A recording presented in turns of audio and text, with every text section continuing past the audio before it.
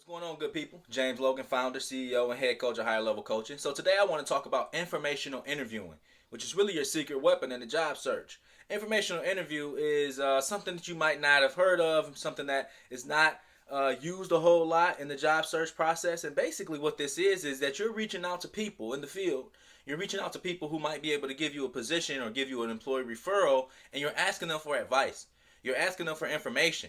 You might be reaching out through LinkedIn. You might be reaching out because you're connected to a family friend. You might be reaching out because you just heard of somebody. You might have read an article in a newspaper that they wrote. You might have read their book, and you might be reaching out to simply say, hey, I want to know if you got 15 or 20, 30 minutes of your time to gain some information. I'm thinking about going into this field. I'm thinking about switching fields, and I want to get more information. I want to get more advice from you as a professional in this field, as someone who I look up to see what can I be doing now to get in a position where you are or continue along this career trajectory. Now, what you're not doing is asking for a job, right? You don't want to ask for a job in an informational interview, and you don't even want to give them the impression that you're looking for a job. Of course, you might be looking for a job, right? Everybody knows this. But you don't want to give the impression that you're just using that relationship to ask for an employee referral. The goal is to build that relationship over time.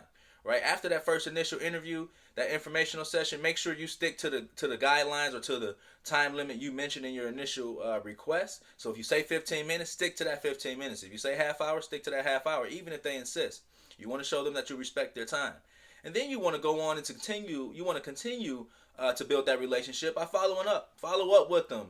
Make sure that you mention them in different posts. Maybe you say, "Hey, I'm going to this conference, and I wonder if you're going," or "Hey, check out this article that I just read. I'd love to know your thoughts." The idea is that they see that you're a consummate professional, that you're very interested in this field or this industry, and then they will again build a reputation. You will build a reputation over time. You will have a number of perceptions in their mind, and hopefully the idea is if something does come across their desk, if an opportunity for you come across their desk, they're thinking about you because you reached out for this informational interview. You took initiative, you showed your professionalism, you followed up well, so you represented yourself well throughout this process. And now if they work for a company that you might want to apply for, you might reach out and say, "Hey, so and so, we talked a while ago. We built the relationship over time. I want to know if you can provide me an employee referral." And this might not happen a week later. It might not happen a month later. It might not happen a year later. But the idea is that you build these relationships with professionals over time,